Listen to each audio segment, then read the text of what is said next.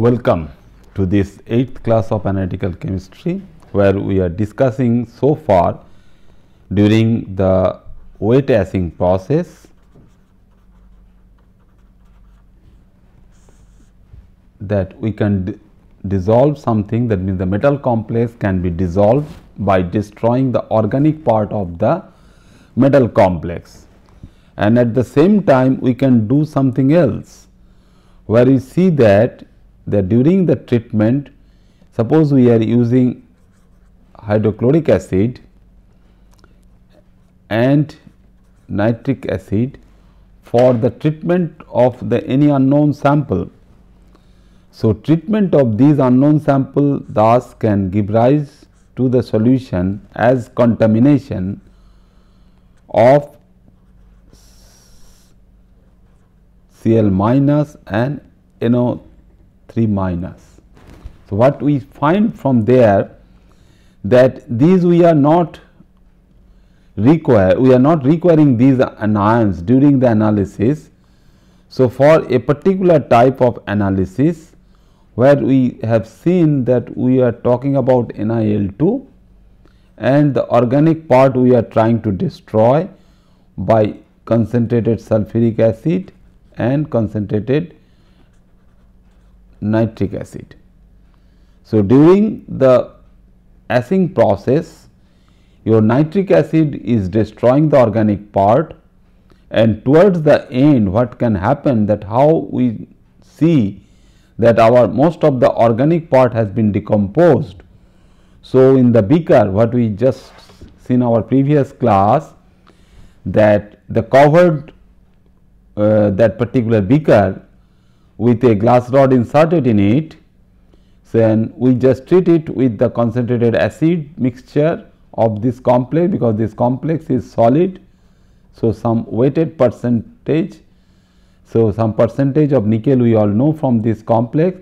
So, some amount of weight, says about 70 milligram of that sample is weighted out and taken into the beaker and treated with this particular acid. So, we keep on heating with this. So, nitric acid is being consumed for the oxidation of the organic part, but at the end what is happening, how do I know that most of the or quantitatively the organic part, all the organic part has been decomposed and destroyed by the formation of water and the carbon dioxide, is known at the end by the elimination of white fumes of sulfur trioxide, because these white fumes of sulfur trioxide will be coming from this sulfuric acid, when these sulfuric acid are no longer used for the destruction of the organic part. So, these white fumes are seen there at the end of this typical oxidation process, which is nothing but the destruction of all these organic part of these complexes. So, during this process, the solution what we are trying to get is your Ni2 plus. So, this Ni2 plus is though forming in the solution, but when we are treating this, if your nitrates are there, Cl minus is there, but what we are getting from the sulfate anion, that the SO3 is going out and escaping out from the medium. But if we have these anions, so these are unwanted species which we do not like to have in the solution for the analysis. So, these unwanted species, because most of these anions, because this we know that this nitrogen is present in the plus 5 oxidation state. So, this is highly oxidizing. So, it will just interfere the corresponding treatment, the follow up treatment for the analysis of the metal ion further. So, unwanted species we should remove it. So, how to remove this? Because this again will follow the same technique, that means if we take this sulfuric acid from there, these will react and again sulfur trioxide fumes will come out, and that can destroy both chloride and nitrates. So, this can be removed. So, in a statement what we can see, the chloride ions and the nitrate ions basically can be removed from any solution of this particular process by adding sulfuric acid and evaporating until copious white fumes of sulfur trioxide are observed. What I just told to you, that SO3, large amount of SO3 fumes will be forming from there, and if it is covered with the lid, so the whole beaker is full of this sulfur trioxide fume, and this should be done in the toxic, because this is toxic for our health. We should do this particular process inside a hood. So this particular thing can eliminate this chloride and nitrate. So similarly, some other reagents can be externally added. Urea, which is nothing but NH2 CO. So this is a typical organic species, but this can react with NO3 minus. So we all know the reactions. Just now I was talking that NO3 minus is the oxidizing species which can oxidize the urea. So if we try to avoid the addition of sulfuric acid in that particular medium, if we don't try to destroy the nitrates present in the solution by sulfuric acid, we can add some amount of urea, and that urea can destroy these or some other nitrogen oxides like nitrogen dioxide also, if it is forming locally. So that can also react with, because this NO2 is also oxidizing, that can destroy this particular urea. So if we see that something can be there which can be oxidized by these anions like NO3 minus or NO2, and this urea can be added, but from that particular reaction what is forming, if nitrogen gas, the N2 is forming out of that particular reaction, it will be good sometime that instead of oxygen in the medium, we can have N2 in the medium. So the beaker will be full of now N2, which is a inert gas. So the analytical technique which we are following on the open beaker, now instead of it is full with sulfur trioxide, it can be filled with nitrogen gas N2 if we use urea for the destruction of the nitrate ion. So this extraneous matter we just removing. Just now I told you what is the same thing in a statement. What we can write is that the organic part of any metal complex, the example I gave you as the nickel DMG complex, can be decomposed by wet digestion. So these are the things which we can follow immediately one after another. That means you have metal complex, you go for wet digestion by boiling with some oxidizing acids or any other oxidizing agent like bromine or hydrogen peroxide, and we drive out all the gases what is forming over there, and you will be leaving behind what? As I told you, we will be leaving behind with the corresponding metal ion. Since we are handling the corresponding mineral acid, we will not be ending up the process with some metal ion things. So you have the inorganic constituents. So all inorganic matter will be there. That means the way we are talking about the destruction of the chloride and nitrate ions, so these are all of inorganic origin. So these anions will be there, as well as the cations like Ni2 plus or Fe3 plus will be there in the solution, which we can further take up for our analysis. So how we do this particular analytical thing is that we require analytical balance. So just now what we are talking about, this NiL2 formation, we can take the same example. That means NiL2 is forming, nickel DMG is forming in the solution as a red pink precipitate, and we can filter it out on the filter paper, and we can dry it in oven, say air oven. So this basically we can filter it in some Gooch crucible, we call it as a Gooch crucible. So it has a glass filtering bed. So, through this bed the solution of this nickel DMG we can filter it out. So, elaborate procedure for all this filtration we will discuss afterwards, but right now what we can give the example of the different amounts what we can use. So, how much of these NiL2 we can weigh out. So, if we have the dry sample on air oven, it can be dried, and if we know the empty weight of this crucible, we can take two weights, one is the empty crucible weight and another is the weight of this crucible plus this complex, and from the difference we can find out the weight of this NiL2 from this. So, for this particular thing, that means the next thing what we can do is the weighing, how we can take the weight of any unknown sample. Suppose we try to get some solution, as we all know that weighing is a very important process in analytical chemistry. Suppose we want to make some standard solutions, what we know from our school days again, that if we can make some solution of potassium permanganate, these we all know that these are the corresponding standard solutions, or K2Cr2O7. So, for these standard solutions how we can do that thing, again we will take a help of the corresponding analytical balance. So, to measure the corresponding masses or the weight of these KMnO4 or K2Cr2O7, because both of these two are solid samples.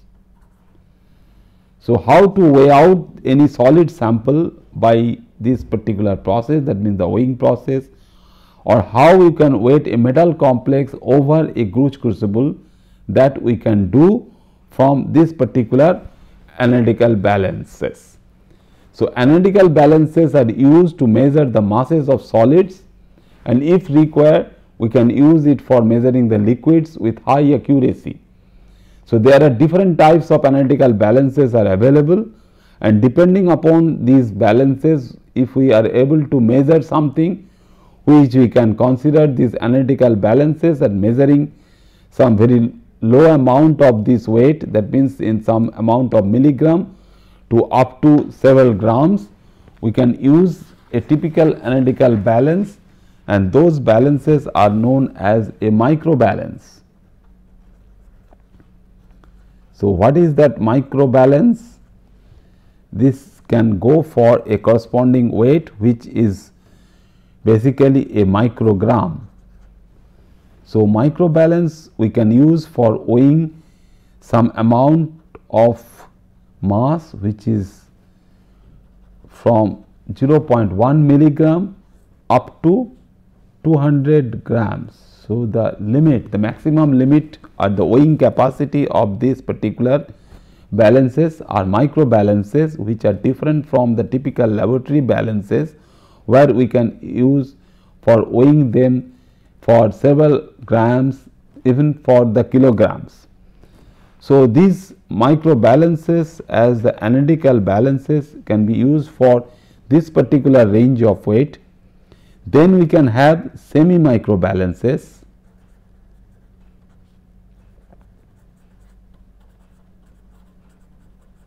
So, all these different balances we can have. So, this is the very small weight what we can take out, such that we can have several milligrams of samples we are weighing, as that of nickel DMG complex, or some ores we are weighing for taking the analysis, that means 5 grams of ore we can weigh out. So, one such microbalance is fine for weighing the ore as well as this particular nickel complex in the milligram scale. But for the semi microbalance, because this is the corresponding weight and the accuracy of this particular weighing process in this microbalance is plus minus 0.1 milligram. So, accurately we can weigh out, that means the third place or fourth place of decimal what we talk about, because we can weigh out say 70.2 gram of weight we can measure in one balance, 70.22 gram of weight we can measure, then 70.2231 we can measure, or 70.22315 grams. So, these are the things up to which particular decimal point we can weigh out by using these balances, and depending upon their range of weighing capacity and the range what we can use for this particular balance, that the range is higher, that means we can go for several grams of weighing, and up to this 0.1 milligram range we can use for this particular weighing. Then semi micro balances we can have a range of 20 to 30 gram of weighing, and the accuracy is 0.01 milligram. It was 0.1 milligram and it is 0.01 milligram. Then we can have micro analytical balances, where we still go to lower range, where the maximum weighing capacity for this is 1 to 3 gram, but the range, the decimal place what we can go up to 0.001 milligram. So, these are the thing how accurately we can weigh out all these samples, because that is dependent on how small sample we are handling for this particular weighing process.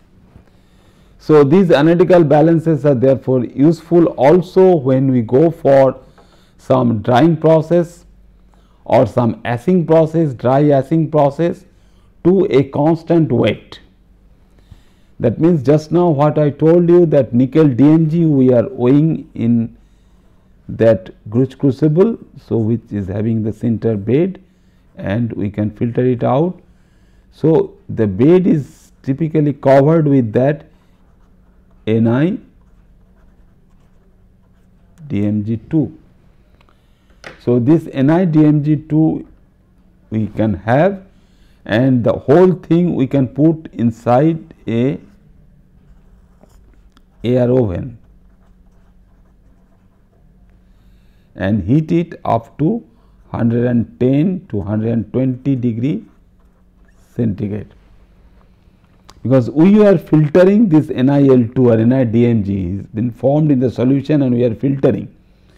So, trapped water is there, which is initially it is moist, but if we heat it at 110 and 120 degree centigrade, the water vapor or the moistures present in it, this sample will go out, and we will leave behind with the nickel DMG sample of definite composition, and we can analyze this particular one for percentage of nickel present in it.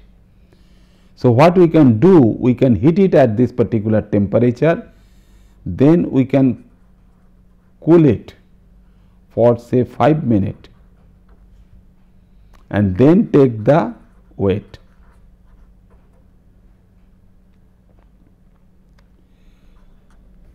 Take weight.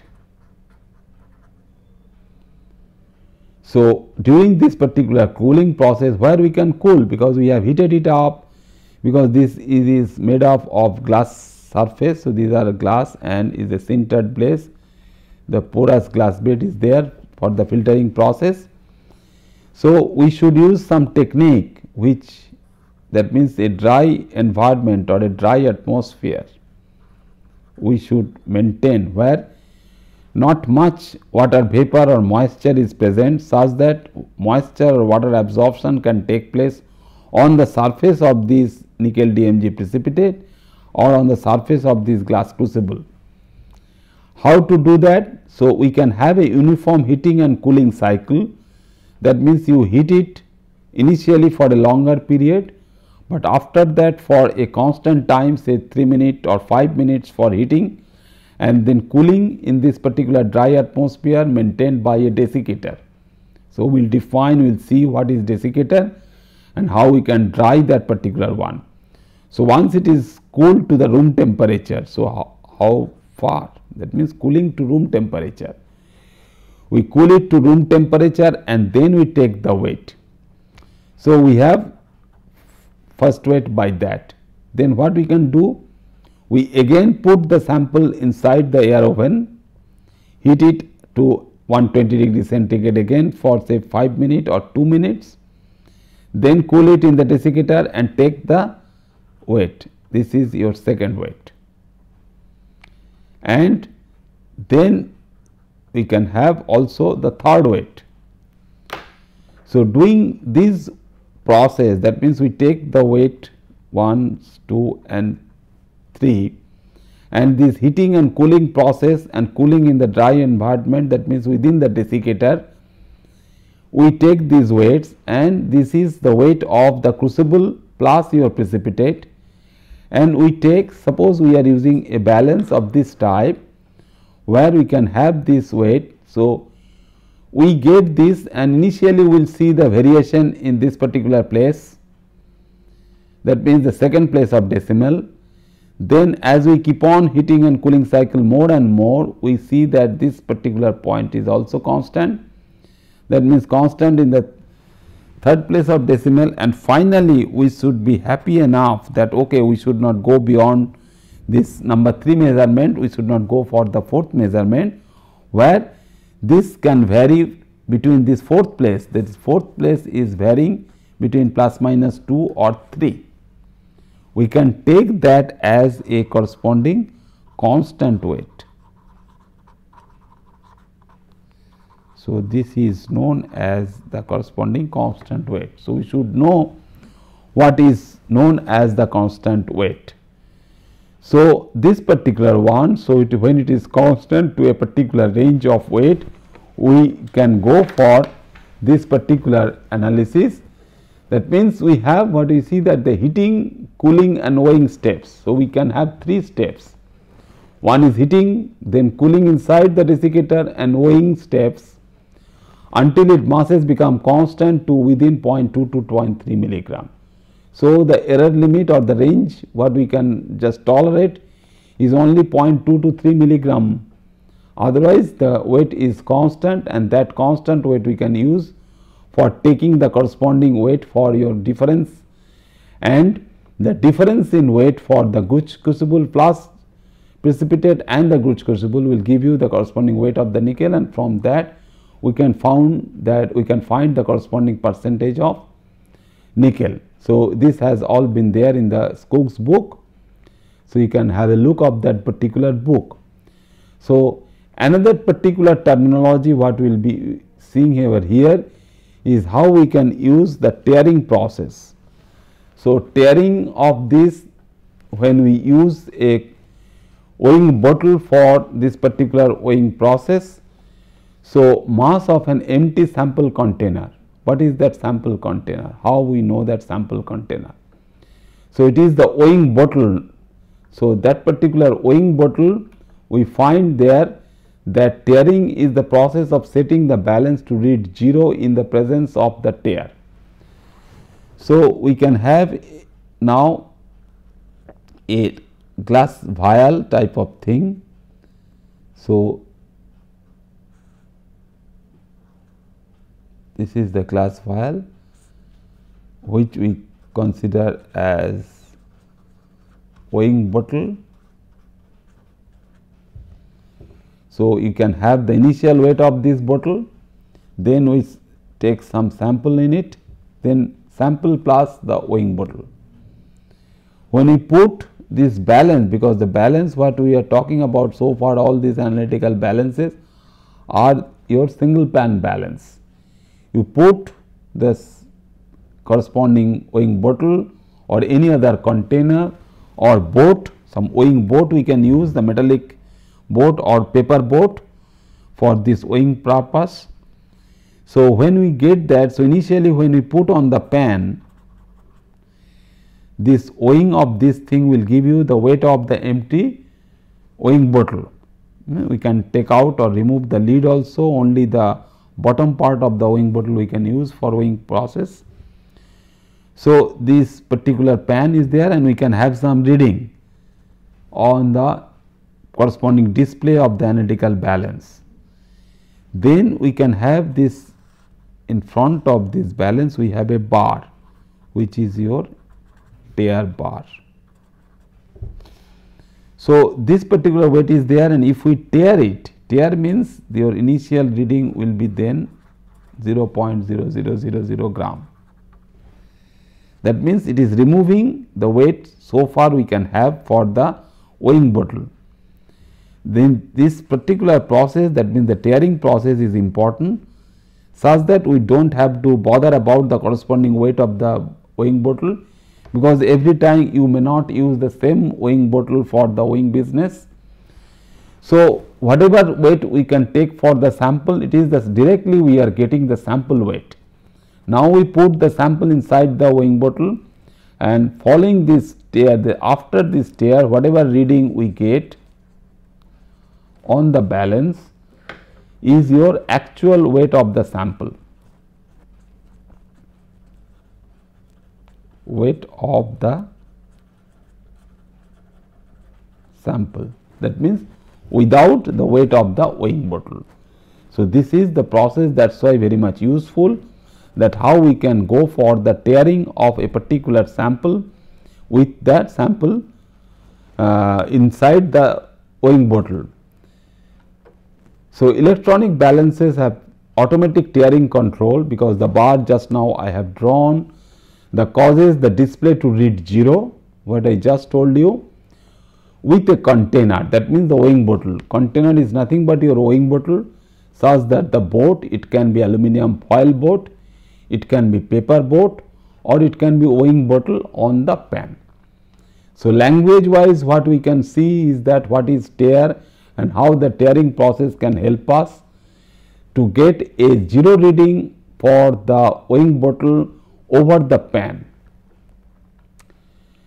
So, if you have these weighing bottles, and these weighing bottles are very much convenient for drying and storing samples, because the entire weighing bottle which is made up of glass like these are the two examples, the actual examples taken from the Skoog's book again, that these are the things, and we have two different designs. But if you look at minutely what are the difference between these two, you have this particular one is the lid is inside this ground glass joint. So, you have to open up this lid and transfer the sample inside it, and you can transfer this particular sample for weighing in the volumetric flux also, that we will discuss what is known as the weighing by difference.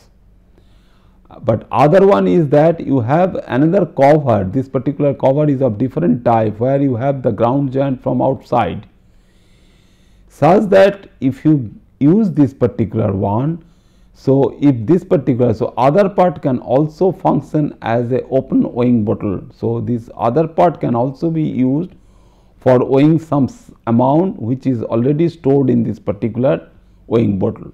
So, you can store say a large amount of this sample inside, say potassium dichromate or permanganate, but you can take out some of these with this one. So, if you open up this and take this as the corresponding another open weighing bottle for your weighing purpose. So, these we will use particularly, we will discuss and we will follow this particular thing to next day, that how we can use this particular weighing business by difference. So, initially what we can do, we can have first the bottle and its constituents. So, this bottle is there, and the constituents means you have the sample. So, weight 1 what we get is equal to your empty bottle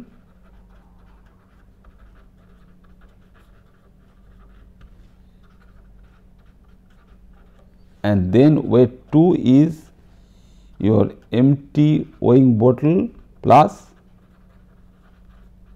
sample, and from the difference we get the weight of our sample.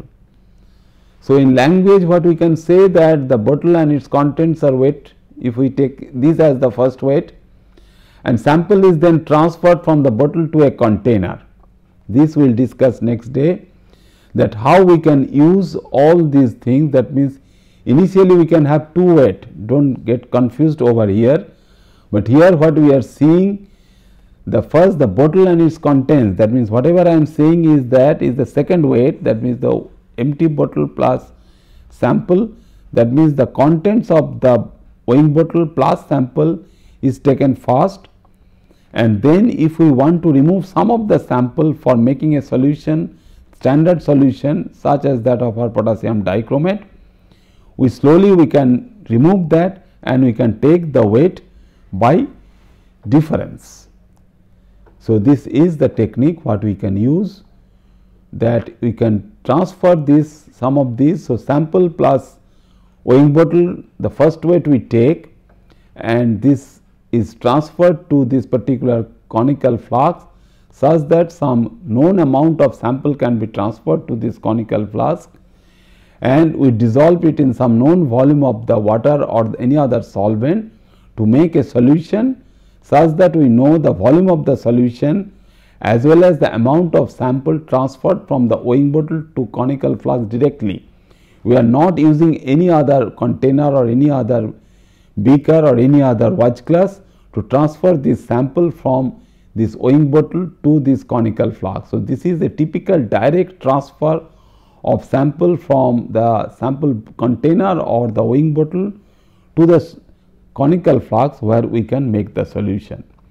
So, next day we will continue this in thing, that the first thing what I was telling you, that if you can have only the weight of the empty container, then weight of the container plus sample, then if we consider the second weight as your first weight, then we can transfer some amount of the sample to make a solution. Okay, thank you very much.